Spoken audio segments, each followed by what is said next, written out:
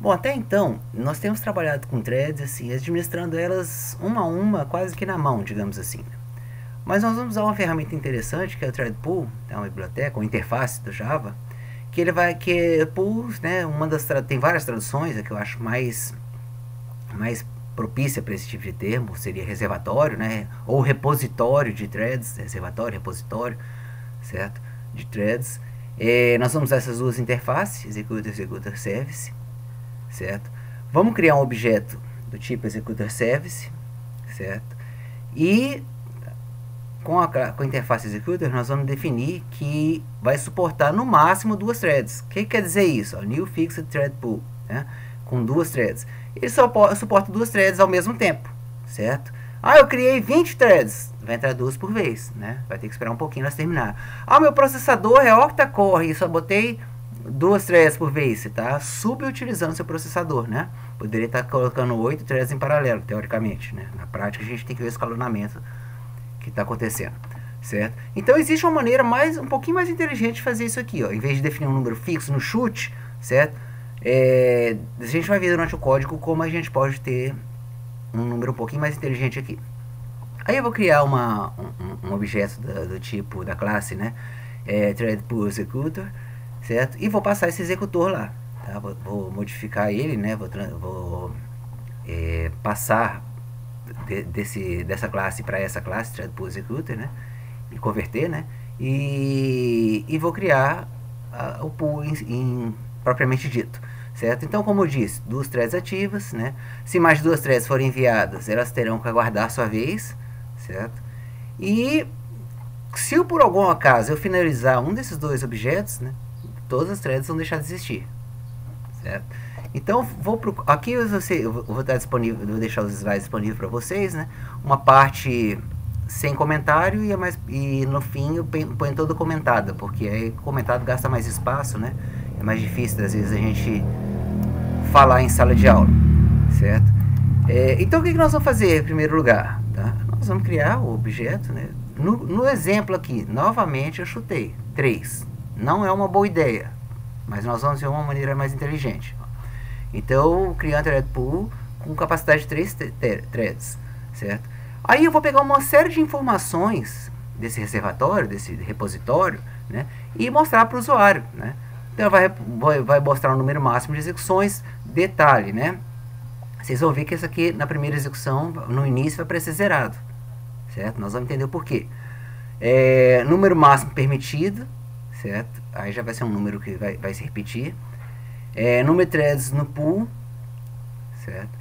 Isso é número de threads que estavam no repositório, número de threads em execução, quer dizer, em execução em paralelo, né? Quantas conseguiram executar em paralelo, e o total de threads que foram executadas, certo? Aí eu já vou mostrar a execução desse programa, certo? Em seguida eu vou repetir os mesmos dados. Vou aqui executar duas tasks, tá? Já eu mostro o conteúdo delas. E vou repetir os mesmos resultados. Quer ver o que vai sair na tela de execução? Peraí, eu passei aqui, ó. Olha só. O número máximo de execuções. Na primeira vez que eu imprimir isso, vai ser 0. O número máximo permitido eu defini na mão lá, que era 3, né? Número de threads no pool, 0. O número de threads de execução, 0. Não mandei nenhuma executar. Total de threads executados, 0. Certo? O máximo de execuções que ele conseguiria, né? Seriam 2. Então, olha lá. E aí, o que acontece? O que aconteceu aqui, ó? Eu já comecei a imprimir. Então, aqui eu terminei a última linha desse código aqui, ó. Total de threads. Aí eu já comecei aqui o máximo de execuções. Comecei as mesmas informações de novo. Olha só. Máximo de execuções. Agora foram 2 threads. Certo? Por que 2 threads? Se você olhar aqui no código, ó, eu só mandei, eu criei 2 tarefas. Já a gente vê o que essas tarefas fazem. Certo? Só criei 2 tarefas. O número máximo de permitido continua 3. Eu estabeleci lá, é fixo. Certo? O número de threads no pool eram as 2 que eu executei. O número de execução também coincidiu 2. O total de threads 2, porque eu mandei só 2. Tá? Se eu tivesse estourado, nós vamos ver um exemplo agora, estourando isso aqui, ele vai mudar um pouquinho essa informação. E aqui são os dados das tarefas, certo? O que as tarefas fazem em si? As tarefas fazem muito pouco, né? Elas só simulam algum processamento, ó. Eu entro lá, crio um número aleatório para falar o tempo que eu vou ficar parado, simulando algum processamento, certo? Diz que a thread entrou em execução. Interessante que agora eu consigo, não precisa atribuir o nome de thread, né? Ele vai criar um nome próprio para thread, né? E vai buscar isso, certo? Eu vou ter lá em seguida, né, quando eu terminar a execução, tarefa executada, tá? E vou sair da execução, certo? Então eu vou para o código aqui, propriamente dito. Então tudo que está lá implementado, está implementado aqui, certo? Aqui eu já exagerei, eu já mandei, ó, 1, 2, 3, 4, 5 tarefas, tá? E deixei o thread do mesmo tamanho da apresentação. Bom, vamos lá, vamos ver o que acontece aqui é o módulo principal, né, que eu só faço instanciar um objeto do tipo threadPool que eu criei aqui, certo? Deixa eu compilar esse aqui, certo? Criei um objeto de threadPool e vou lá executar. Ó, quando eu executar, olha o que aconteceu aqui, ó. Vamos lá, analisar aquelas informações. Aqui está igualzinho do slide, certo? Aqui está igualzinho do slide, tá?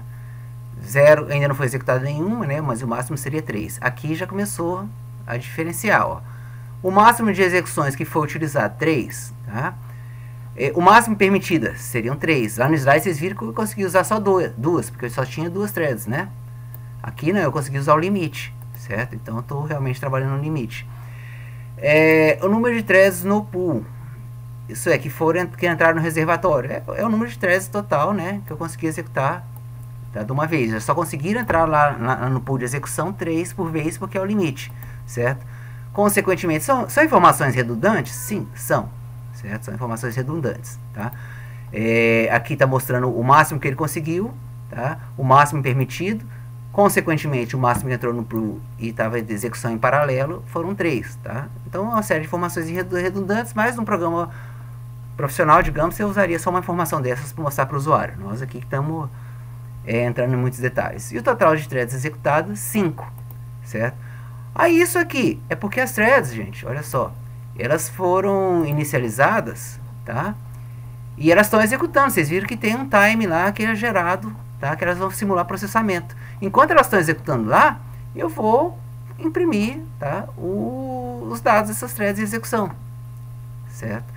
E aí, por fim, eu vou fechar, né, o reservatório. Então, aí depois então, que eu imprimir essas informações, que começa a imprimir os dados da thread. Não que elas estejam necessariamente atrasadas, digamos assim, né? É porque eu não fiz nenhum join aqui, não gerei nenhum atraso aqui para segurar essas informações após as threads serem impressas, certo? Então, o que acontece? Eu poderia ter uma maneira mais inteligente, né, de gerar o pool, tá? No próximo vídeo nós vamos ver que tem uma maneira de você saber quantos núcleos tem no processador, certo? Eu poderia já, baseado no número de tasks que eu vou fazer, que eu vou ter, eu poderia já fazer um pool processamento daquele tamanho. Ó, vou dobrar o número de tasks, só para a gente ver o que acontece. Deixa eu compilar isso aqui, certo? E vou executar de novo. Olha lá o que ele vai conseguir fazer, ó. Ele não tem jeito, esses números aqui, perdão, é que ele está imprimindo os resultados. Pronto. Eles são fixados, né? Eles são presos no limite que eu coloquei, 3, né? Mas eu tinha 10 threads em execução, certo? Então, isso me gerou tempo, certo? Então, no próximo vídeo, nós vamos fazer umas brincadeiras com isso aqui, tá? Nós vamos contabilizar o tempo de processamento total dos sistemas e vamos ver como é que a gente coloca um número otimizado. Por enquanto, a gente está chutando com o número de threads. A gente não está nem sabendo quantos núcleos tem no processador, certo?